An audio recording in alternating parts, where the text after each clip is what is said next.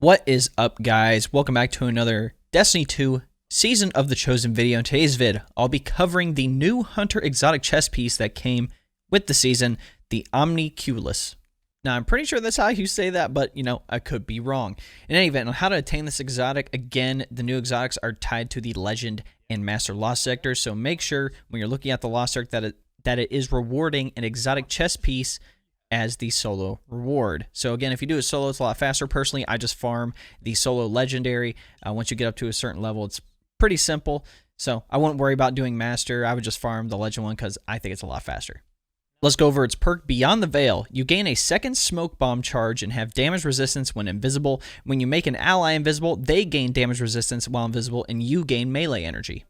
So, as you can tell, this is more meant for bottom tree Night Stalker. Again, the super for that is not great, but this is where you're going to be able to get the most utility. Considering you can go invisible with Spectral Blades and top tree Night Stalker, that's great. You will get the damage resistance, but you won't be able to take advantage of being able to get that melee back faster with letting your other teammates become invisible. In my opinion, it really doesn't have a place, considering majority of the time you're going to be mowing down ads regardless. There's really no need for you to go invisible. Yes, you do get damage resistance while you are invisible, but if you're already invisible, the ads aren't really going to be shooting you anyway. And I do know people that still like to rock, bottom tree Night Stalker, but then they also rock something like Orpheus Rig because you get extra shots out of it.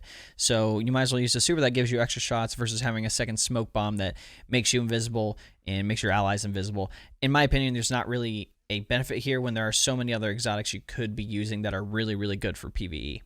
But for PvP, aka the Crucible specifically, I like this thing way more than I thought I would. Personally, again, like bottom tree Night Stalker is probably the least used subclass in the Crucible. It doesn't really have a lot of benefits other than you being able to go invisible and proccing Heart of the Pack for you and your teammates. Now, I paired this with a couple of different weapons after I figured out, why don't I just rock Monte Carlo? So whenever I get shots or kill, it gives me my melee back faster, so I actually go invisible more, which means I take more damage resistance, etc., etc. Hey, let's rock a shotgun with this as well, considering we will be invisible. We can get up close. Again, damage resistance, so I could survive some engagements. So, man, I like it. I really like it in a 6v6 team setting. 3v3, not my favorite, but when it comes to 6v6, like just Control or Clash or whatever, this thing is it's disgusting. Like, literally being able to have you and your teammates go invisible almost constantly if you're getting kills. Plus, when you make your teammates go invisible, you get melee energy back, so you get that smoke again. So pretty much, I was going invisible, getting a kill with Monte Carlo, getting that smoke bomb again, going invisible, having my team go invisible. It had a lot more utility than I thought it would, and it is one of those exotics that is a team-based exotic, right? You're able to use it on your teammates. I should not have hit that. Right? That's the one thing that I do like about it. It's kind of like the support class for the Hunter, because Warlock, you can obviously rock Well of Radiance, and the Grenade, you can give your teammates an overshield and stuff like that. Lumina, for example, the hand cannon, like you can heal your teammates, give them extra weapon damage. But this thing, it feels the same way. You're the support. You're helping people go invisible. You're helping them be able to close the gap in an engagement if they don't see them, having that damage resistance. I'm just going to be using the gameplay from just one match, okay? And I'll let you guys judge it. Now, again, I also use almost every single thing in the Crucible versus just like the select 3 weapons that are meta. So I do a lot of testing when it comes to how weapons feel, how things feel, how they actually work in the Crucible. And this thing, it's not too bad. Again, I don't think it's as passive or as good as something like Stompies or Dragon Shadow, but in a team setting, and one of your teammates has this, it can be pretty good.